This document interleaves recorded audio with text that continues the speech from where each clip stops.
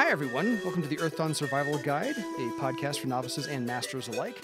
I'm Dan, and my co-host is the Earthdawn line developer, Josh Harrison. Hi, how are you? First time. This is going to work really well, I can tell. He's using arcane mutterings already. It's amazing. Yeah, there we go. So on this podcast, we'll be discussing all things Earthdawn, both magical and mechanical, as Josh just pointed out, the arcane mutterings.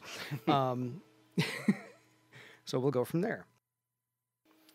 Yeah, one of the things that we're hoping to do here is provide not only a primer for new people, but also do a little bit of a deep dive in some places for the more experienced folks. But it's really just a desire to sort of share my knowledge and experience, and Dan's as well. Because a little less knowledge, a little less experience. Well, kidding. Just kidding. Because there is not yet, there is in the process now as we are working on this, a good sort of introductory sort of cast. There are some videos and stuff that you can find on YouTube and things like that. But this is what we did. If you are familiar at all, we're in the podcasting space rather than the video production space for two reasons. One, both Dan and I have experience in audio production and podcasting. Woohoo! Yeah, yes. And we'll talk about that, I'm sure, here in a little bit. But also, video production is like an order of magnitude more complex and expensive. And expensive. So we're we're kind of doing this. Now, one other thing that I want to mention before we kind of move on is that I've been kind of talking about this. We've been talking about this as semi-official, which is to say that we're kind of doing this on our own. This is not something that is officially fully endorsed or supported by FASA Corporation. Any answers or advice or things like that I give in the course of this podcast will, of course, be informed by my working knowledge of how 4th edition works and my experience with past stuff, if people do bring up questions from previous editions.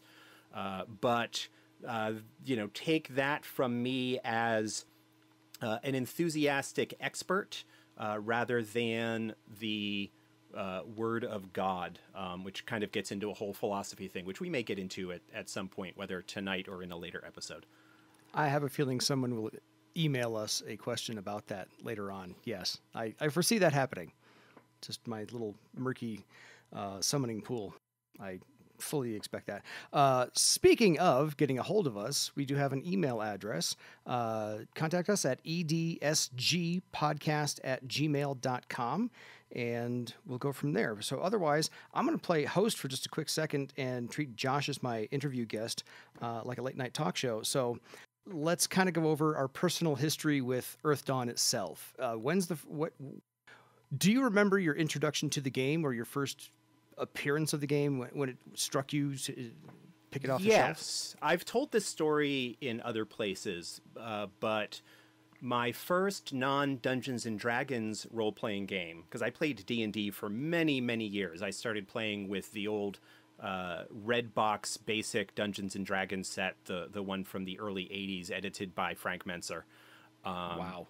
So yeah, like going back to, I think I was like 9 or 10 when I was first introduced to it, and played that, and largely like the basic expert companion era of Dungeons and Dragons. I had some of the advanced D&D books, but we basically played the basic expert set all the time.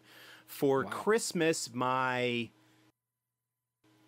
want to say my senior year of high school, pretty sure it would have been my senior year of high school, which would have been Christmas of '92, I got the hardback Shadowrun 2nd edition as a present from an aunt.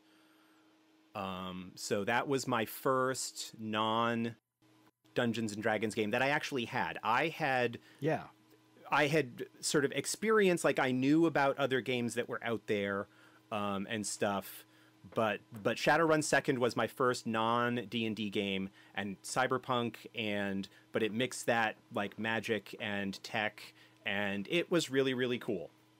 I played a little bit of that my senior year of high school, ran a couple of like basic stuff with some friends from high school and kind of in that summer.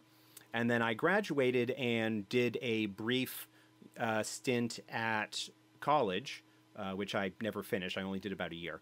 But this would have been 93, and the school had internet access, which was something that was brand new to me at the time.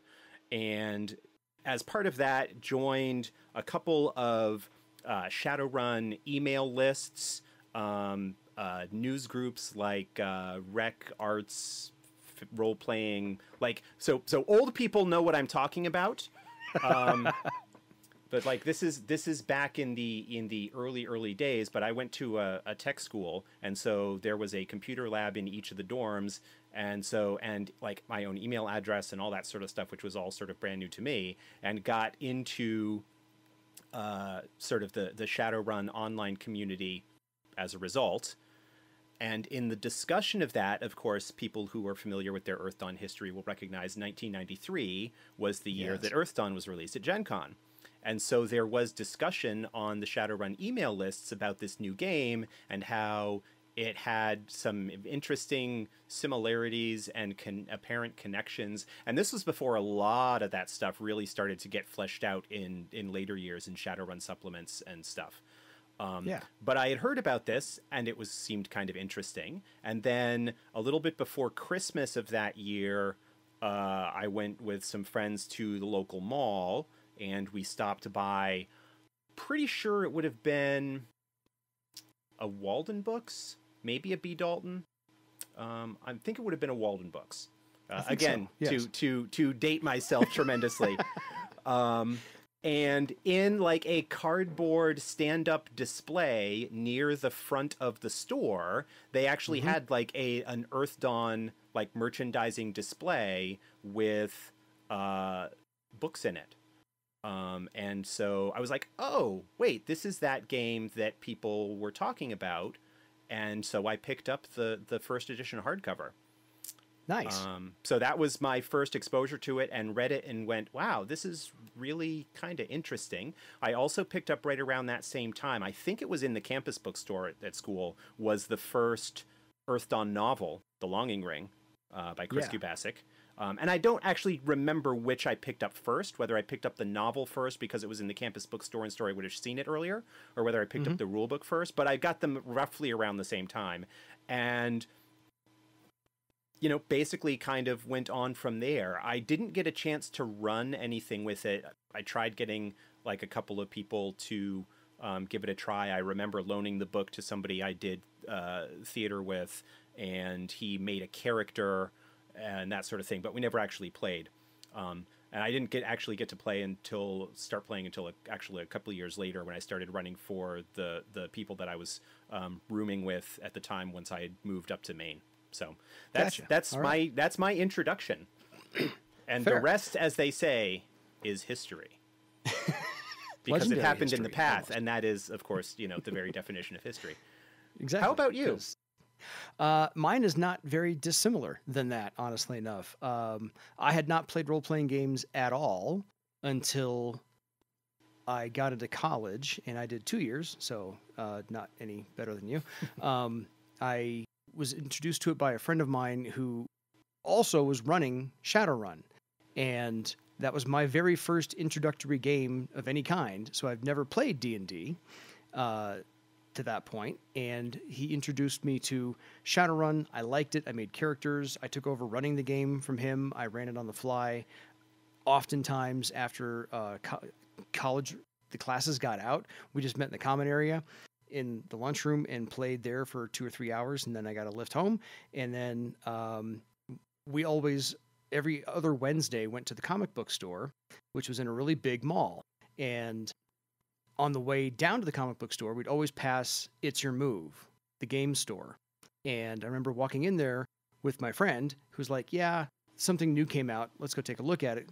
We were looking for Shadowrun books in It's Your Move. because they occasionally stock them there. And same as you, on the cash register counter was this cardboard standee of the hardback Earthdawn book. They had 4 copies in stock. I had already blown my money on all the comics I bought that week, so he picked up the game. He picked up the Earthdawn book on my recommendation that it looked really, really cool. And I didn't want to get involved in D&D ever because there was far too much to read up on to get caught up with everybody else. Yeah, so I said, oh, look, we can get in on the ground floor of this game. This is the first and only book. Let's get this one and play this instead. And he bought it. It was the only convincing argument I've ever made to this person.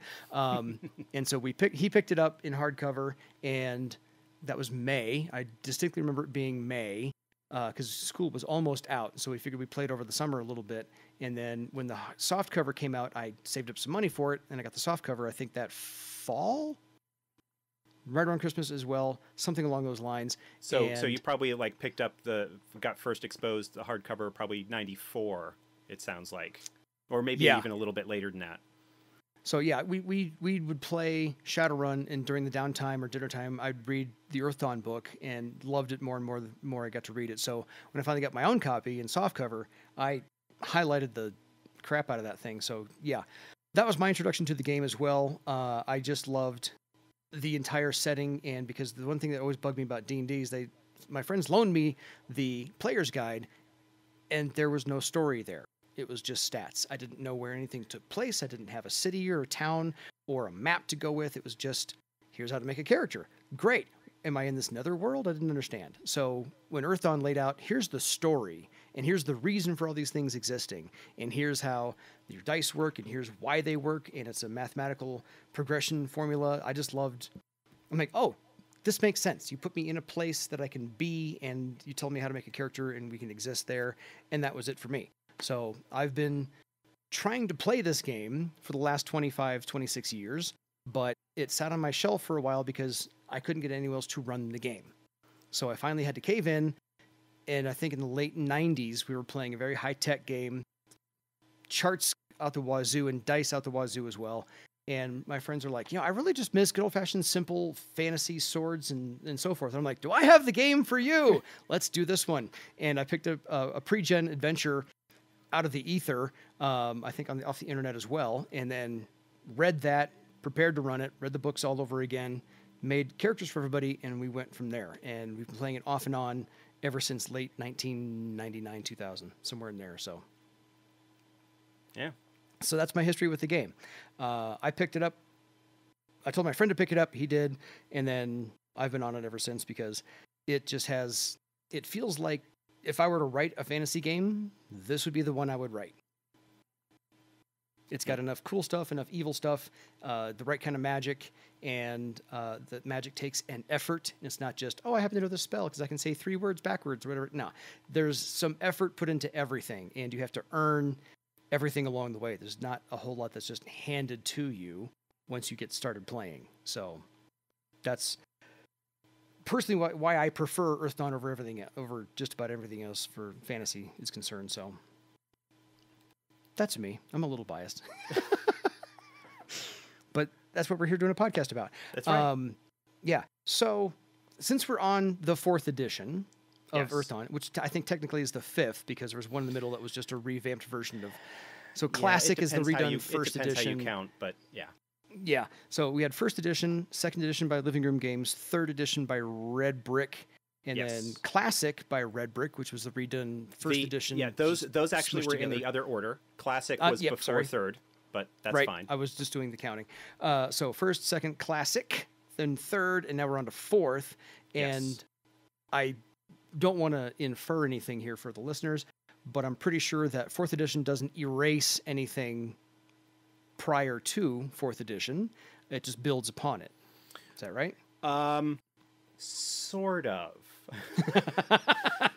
The history of Earthdawn development and the various editions is a little bit tangled. It's actually that basically, so you had 1st edition, and which stopped active production in 1999. Living Room Right. Games got a license within a year or two after that to produce second edition, and they produced a few books for the line. While they were still licensees and producing material, Red Brick got a license and started producing Classic. So those two editions are sort of like different, like if anybody's familiar with software development, it's like different forks of the same program. Gotcha. And so they were sort of contiguous. Second edition did some stuff with timeline development, with setting sort of saga books or campaign books, Bar Save at War, and Bar Save in Chaos, and Scourge Unending, I think, is sort of along those lines as well, where they tried to, well, didn't try, they did sort of release their own books based on some of the final outlines and notes from the first edition work. Classic, not wanting to tread on their toes, didn't like basically had everything set as it was at the end of the first edition run, which is to say they just consolidated everything. Yeah, sort of consolidating everything, polishing, clearing up. It's really kind of like a 1.5. I did some work on that, and it was one of those opportunities where, you know, the idea was to try and consolidate everything and just kind of get errata included, but there were some things that were changed a little bit in the course of that. So that was kind of the situation there, but Classic kind of left everything as of the pre-Second War status of the timeline. Living Room Games then shuttered and stopped producing, and soon thereafter, Red Brick made a deal with Mongoose, which is a British publisher, to actually, because Red Brick Classic, the other Earthdawn Classic, the other idea behind that was to try and leverage the sort of newly emerging field of print on demand through Lulu, to try and get around the problems that can come up when you're dealing with print runs and stock and things like that. That the books would be collated and then they would be sort warehoused. of, you know, they wouldn't need to be kept anywhere. People would order them from Lulu, was where they were done originally, and it was, I think, an idea that was maybe slightly before its time because the technology wasn't quite there yet or something like that. But also I think part of the issue was that the classic books were just massive. The Player's Compendium and the Game Master's Compendium, which were sort of the two core books for that, which took everything from the rules, each are like almost 600 pages. And that's the like 8.5 by 11 size. There is an absolute... They are doorstops in every sense of the word. They're tomes. They're gargantuan. They are back killers. But then, so Living Room Games shuttered. Red Brick made a deal with Mongoose to basically where Mongoose would do the printing and the warehousing and the fulfillment of actual print product. The idea being to try and get the game back into game stores, into brick and mortar stores, and to make it available. And in the course of doing that, basically switched over to third edition to incorporate some of the design thoughts and changes and things that had been kind of teased around. And also at that point, because Red Brick or Living Room Games second edition was no longer extant. And so Red Brick did third edition and did a few books on that. A couple, you know, they did the Kratos book. They did Kratos Adventures. They did some other stuff. A lot of what third edition did was kind of update and reprint older material.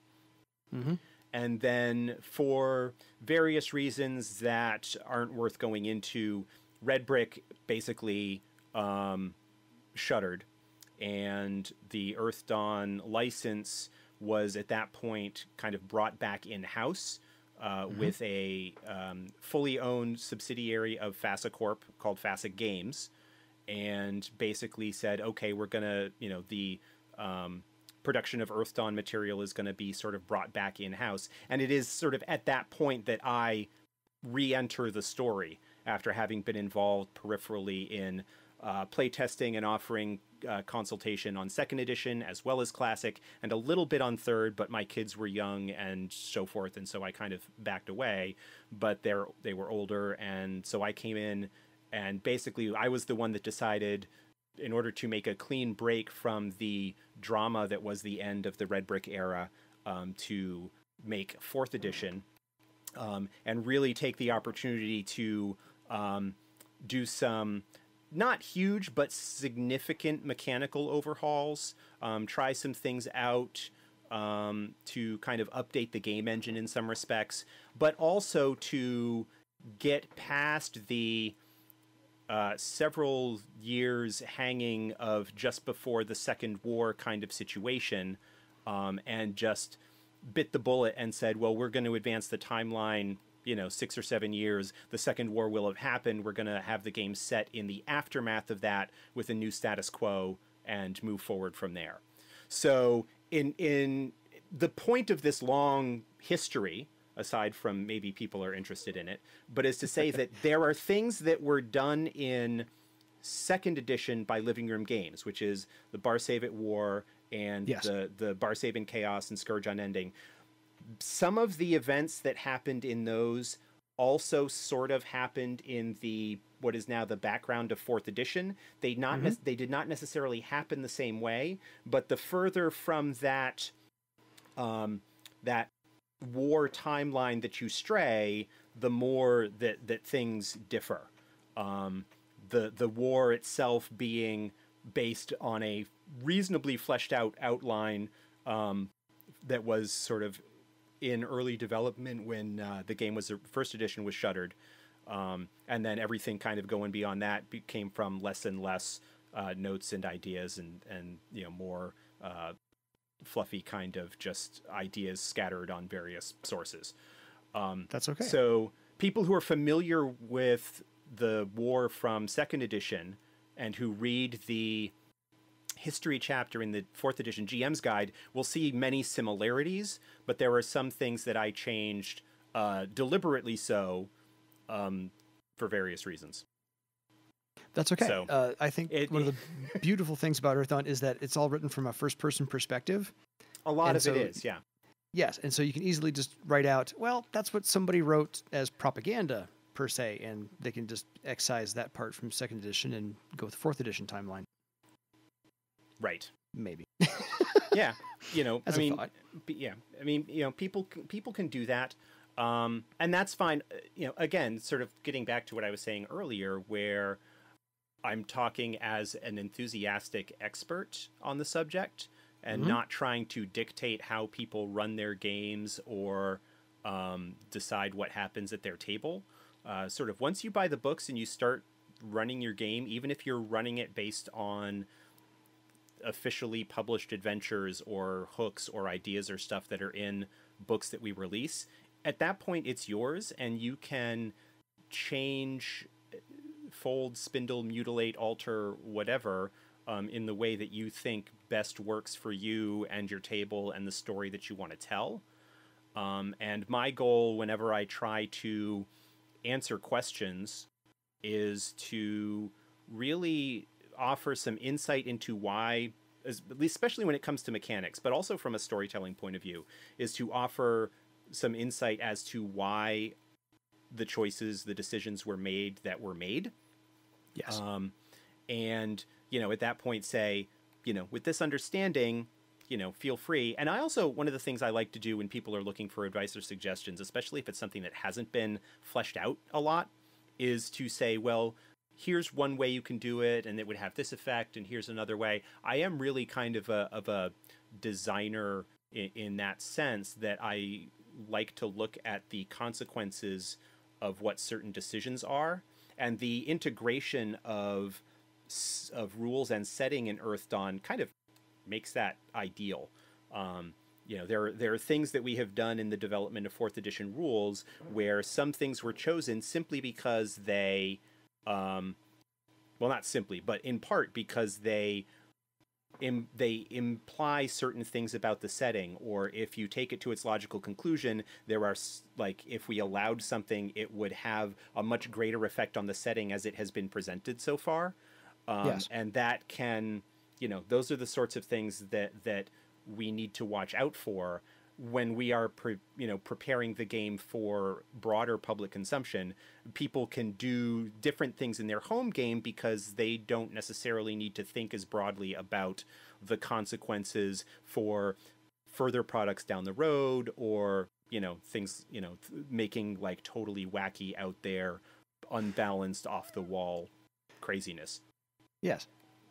So we always have to have, I can't say always have to have more product, but always have to think about more of the future as far as the continuing the line of Earthdawn itself, because it's had its stops and its starts, and we'd like it, us fans, enthusiastic fans, yourself and myself, and everybody else who's listening, all 12 of you, to continue to buy all these other things that are coming down the pike. So, yeah, we're all for that.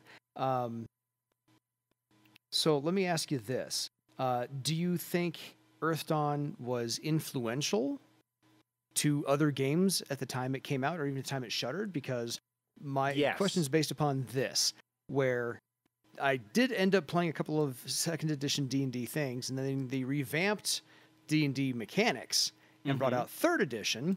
Yes. And my friends picked it up, and I looked at it and said, "Oh, look at this! It's Earthdawn Light." They incorporated a whole slew of mechanics that Earthdawn had, and it's been wildly popular ever since, to my knowledge. So I looked at that, and then I also picked up a game a couple of years ago, the Cortex Rules, which also uses the exact same kind of mechanics, which is similar. If you're not very good at something, you have a D2. They actually had a D2 in there. Then you get better, you go to a D4, you get better, you go to a D6, and so forth and so on. You stop at a D12 and then add those as you go on. So you have a D4, you have D2, D12, D4, D12, D6, D12, and so forth, when you finally get really, really good at something as you go on. So, but I looked at those two games alone and said, these are influenced by Earthdawn. Yeah, I actually came across a blog the other day that had actually done a little bit of, I guess, history diving research into the step type mechanics, of which Earthdawn is one. Savage Worlds, Cortex, Deadlands, like those games that have different die types that kind of scale up or down as your character is more or less skilled. And while Earthdawn was not the first to use that mechanic, it was certainly one of the first. It was one of the pioneers in that regard. And you can see in the wake of Earthdawn in the latter part of the 90s is when you get Deadlands, which grew into Savage Worlds, Cortex, which sort of originally came out in the first version of the Firefly role-playing game, which I think was called the Serenity role-playing game at the time because of licensing, because it was tied to the movie license and not the TV license. Property licensing is bizarre stuff, man. We could do a whole series on that. But was also then parlayed that same system into, I think, Smallville and the Leverage role-playing game, and there was a Marvel superhero game that used the Cortex system, and so forth. So, and those were all sort of into the 2000s. But there were even there was a lot of influence there, and a lot of people that were working on the same kind of ideas, and maybe because the actual sort of design industry space is kind of small and everybody sort of knows each other, if not personally, by reputation, and we all kind of look at each other's stuff and say, oh, that's cool, and things like that, is that you get a lot of similar concepts that will kind of crop up at the same time. Because people sit around at Gen Con after the dealer's hall closes and drink and talk and stuff. And good times had by all. Yeah. And so you'll end up with, even if like with the D20 Dungeons and Dragons, the third edition in the early 2000s, had a lot of, while not maybe direct mechanics, there were a lot of things that were conceptually like reminiscent of stuff from Earthdawn, like healing surges, for example, which I don't remember if those actually showed up in third edition or if they didn't show up until fourth, but basically like the recovery tests from Earthdawn. Other games had similar ideas. I know, like the idea that humans in the human racial ability stuff in third ed had some like, oh well, humans get an extra skill point or extra skill points or extra feat or something that indicates that they like to give humans a little bit of something rather than just being the blank template without anything special. You know, little bits and pieces like that you see in Dungeons and Dragons and other games kind of coming out in the very late 90s and the early 2000s. And then to an extent, because in the late 90s and early 2000s, when I was running a lot of Earthdawn and did not yet have a family and so had a lot of disposable income, I bought a lot and played a lot of different games. Of course, we being on podcast, people can't see this, but Dan can see from the video camera here. My bookshelf behind me. Yep. With the massive collection of stuff.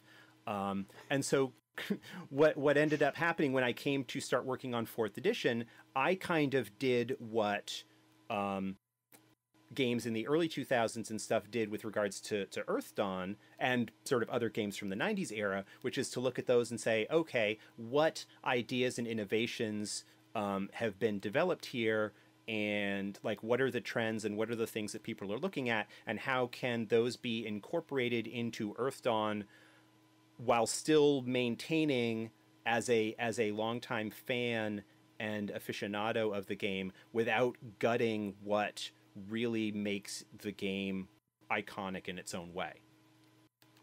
And generally, based on the feedback, I think we succeeded. And I say we because while I generally get referred to as the line developer, we actually have a team of folks who are as equally important as I am, and without whom we would not be where we are in terms of having product out. So kudos to them. You're a cog in the wheel.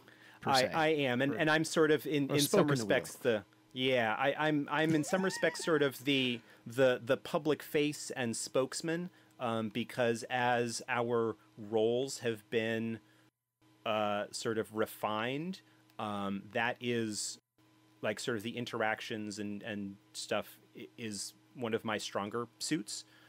Again, hence the idea of doing a podcast, so I can bring that experience and skill to knowledge.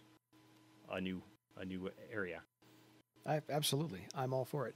So since you have run Earthdawn Adventures, and I have as well, I will admit right off the bat, I've not written anything from whole cloth myself, because right about the time we picked it back up again, I started a family, so my time was incredibly limited. So I just said, I'll run all the pre-gens, and if there's any holes in them, I'll fix them when I get there, and we'll go from there. So I've run a lot of the pre-gen adventures. I've run things from the Earthdawn Journal, things I found online. I've run the ones that FOSSA put out, Living Room Games put out, so forth.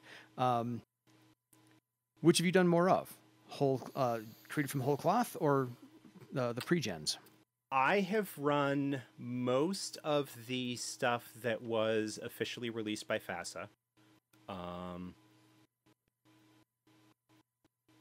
I did not end up running all of Blades, which I kind of feel bad about. The game that I was running that was revolving around that storyline sort of fell apart before we could finish that, although that is kind of an epic, like, multi-part adventure. We did kind of run the first few parts of that. But I have run at least once, and some of them multiple times, at least everything originally put out by FASA. I ran several of the stuff from the journal, the issues of the journal that I could get at the time. eBay is wonderful for that. Yeah. I don't even need that now, because being part of the company, we have all of the old archived stuff. So nice. At least in PDF, I've got everything. And I think Living Room Games only put out like one official adventure, and I never ran that. I did run several of the adventures. It was Path of Deception. Yeah. Yes. Right. I think that was the name of it. Yeah. I did run, I think, most of the adventures that were put out by Red Brick, including like the little, they called them shards. I ran most of those. The other thing that I did, is that while I did write some of my own story arcs and adventures, a lot of what I did, especially in my earlier days of running the game, was basically crib from published adventures from D&D. I would take those adventures and I would rework them and recast them within an Earthdawn framework, because obviously the setting assumptions of, say, the Forgotten Realms are very different. And so I would need to like sort of take the basic plot idea and structure and but rework it for an Earthdawn context. And I did a lot of that. Which, you know, that's cool. Like one of my GMing mottos is beg, borrow, and steal. Like, original ideas and stuff like that are fantastic, but when you're trying to run a weekly game and you've got life and stuff, you know, sometimes at the last minute when you're trying to come up with an adventure, you basically recast Romeo and Juliet as a struggle between feuding orc tribes and make it a romantic comedy. Yes, I'm okay with that. And I say that because I have actually done that. There's an adventure. I actually ran it for my own home table and then ran a revised version at Gen Con one year as the adventure that I brought. I have Did anybody catch on?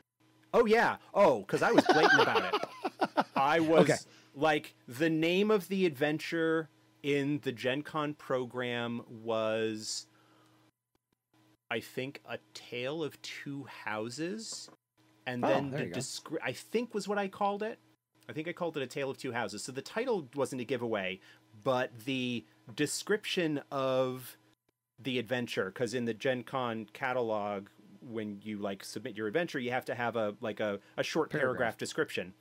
And basically it was the opening lines from Romeo and Juliet.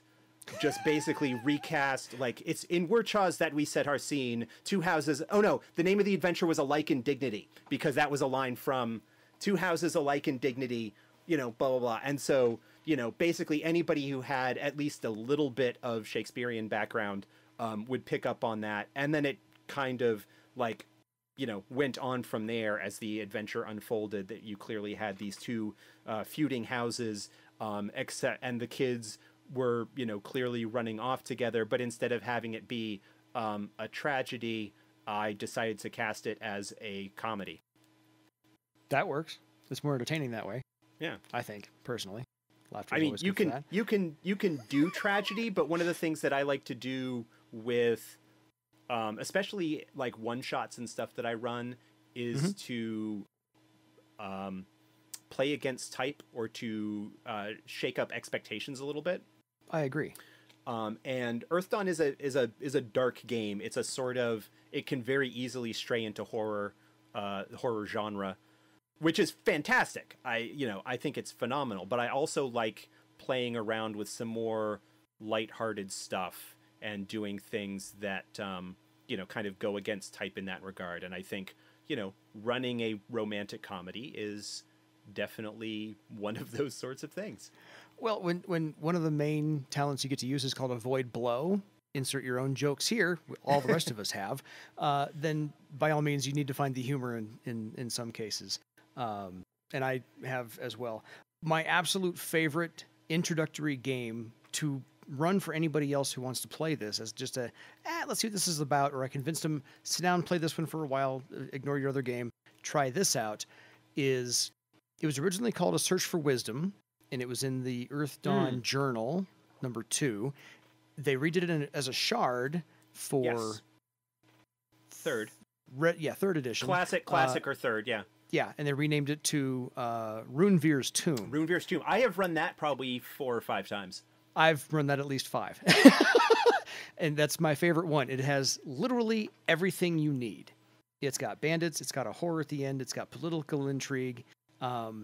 It's got a wonderful introduction and a fantastic wrap-up, and an item to get at the end as well. Razor Claw the Sword. I've handed that thing out at least 5 or 6 times. So it's a great little self-contained adventure. It really works. It really works. David really well. Carolay, if I'm pronouncing his name right, if you're ever listening, did a fantastic job. I would play in that guy's group anywhere, anytime. So sign me up. But that's my favorite one. If you're ever going to start with anything, if you can find it online somewhere, go pick that one out. Convince your players. All of the all of the Earthdawn journals are Yes. available in PDF from our web store as well as on DriveThruRPG. That was cool. Yeah, those are all available now. So anybody who does not have those, feel free to go grab them. The stuff that is in them is hit and miss, but there is some really good stuff in there, and some stuff that is, you know, a little bit wonky or a little bit weird. It's some of it I didn't treat as canon. I just said, this is okay. I'll as you said, beg, borrow, and steal from this. Yeah.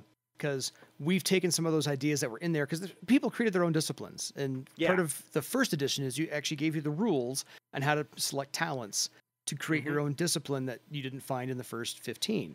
And even really the first 13 were in the first book, and they put 2 out later, the Air Sailor and the Scout.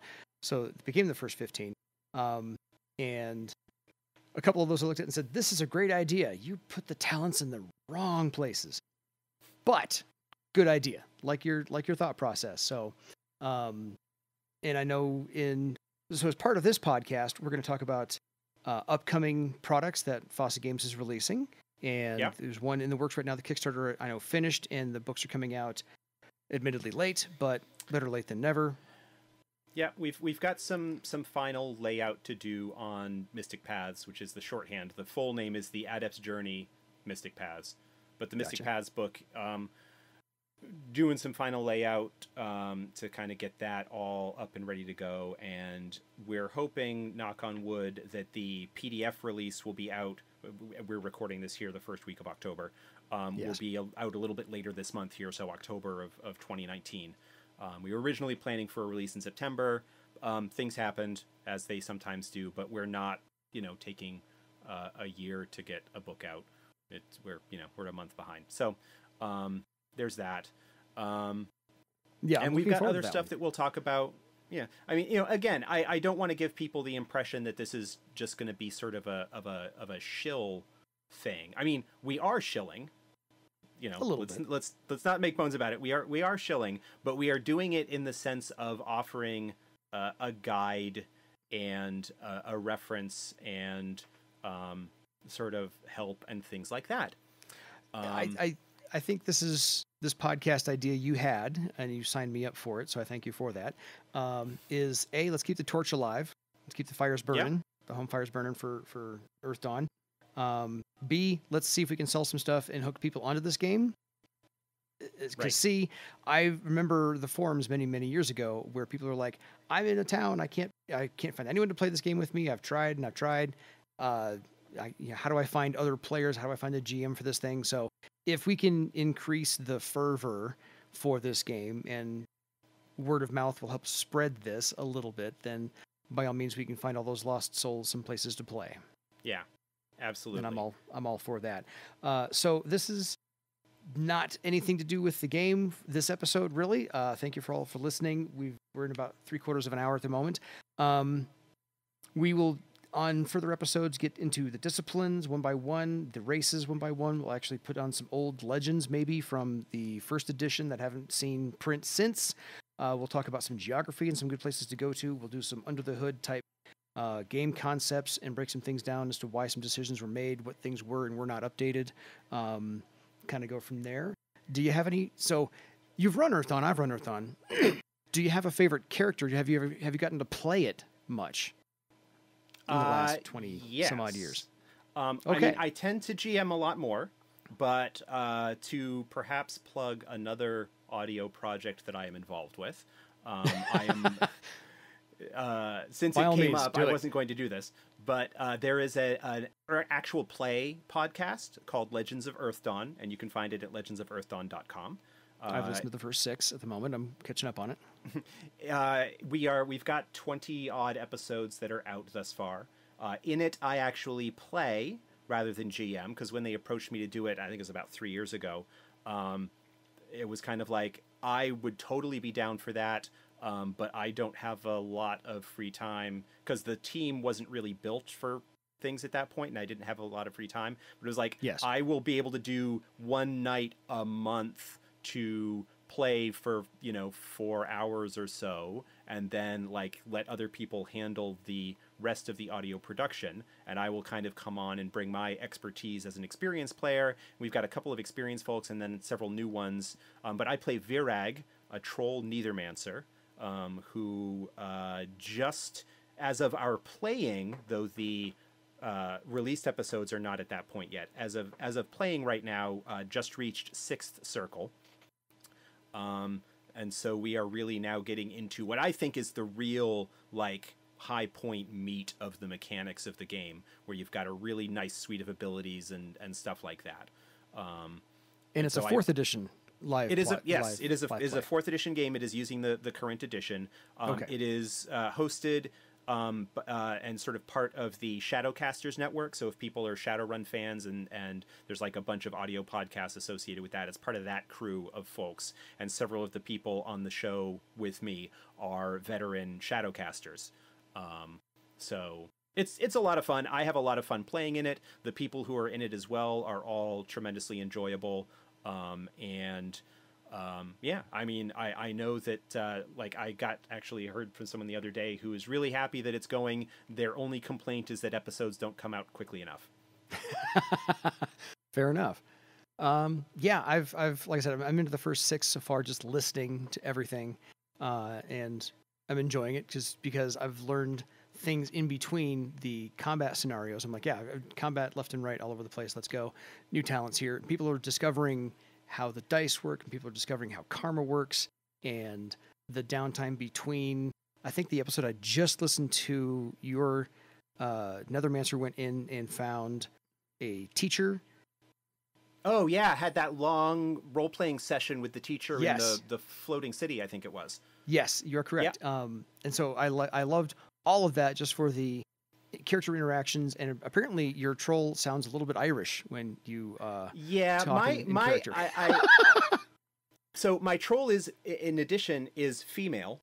Mm-hmm. And so one of the things that I do is to really clearly distinguish between when I'm talking as me and when I'm talking in character, is I try and pitch my voice up and put on an accent to make it very clear when I'm speaking as Virag as opposed to otherwise. I mean, the advantage, being a troll is that you're 8 feet tall, and I think even female trolls probably have a little bit of deeper, a lower voice. Yeah. A little bit of a huskier voice. But yeah, I do put on an accent, and it is kind of a little bit all over the map. It's okay. And I've been like, okay, if something, passions forbid, happens to her, what would my next character be, and what would what voice would I put on for them? And I think I would almost certainly play it to Scrang. Yes. Though I haven't decided on a discipline, in part because our group is pretty well rounded. I'm thinking that I might go with like a French accent. Ha ha. Yes, because I actually kind of can speak a little bit of French, and so putting on that voice would be a little bit easier. But anyway, that's fair. All. I would not want something to happen to Virag, because Virag has largely ended up as the leader of the group, and I'm not sure what would happen if somebody else were ostensibly in charge. I predict chaos. As if there isn't enough chaos in that group as it is.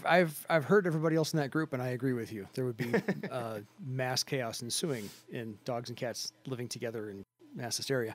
I have done more GMing the game than I have playing the game, and at the moment I'm trying to dust off a character I started with 20 years ago that hasn't seen the light of day since then, and it's an Obsidian weaponsmith.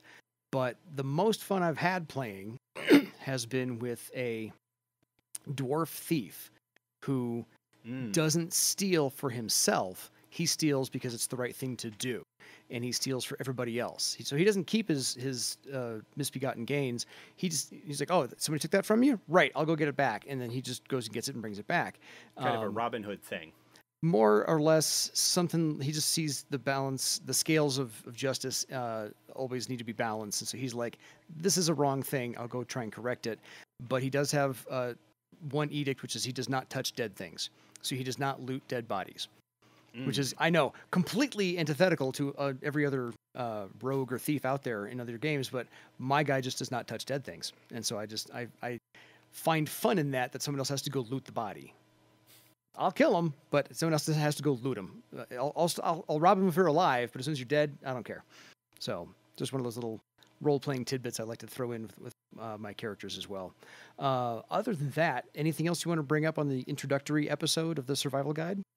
No, I think we're good. Our plans are right now, as we had sort of been discussing things, is to release an episode every 2 weeks. Depending on how quickly we actually end up producing content, that may change. But every 2 weeks right now seemed like a good start, rather than trying to overwhelm ourselves. As yes, we try the and holidays are figure coming this up. Yeah, this well, there's that as well.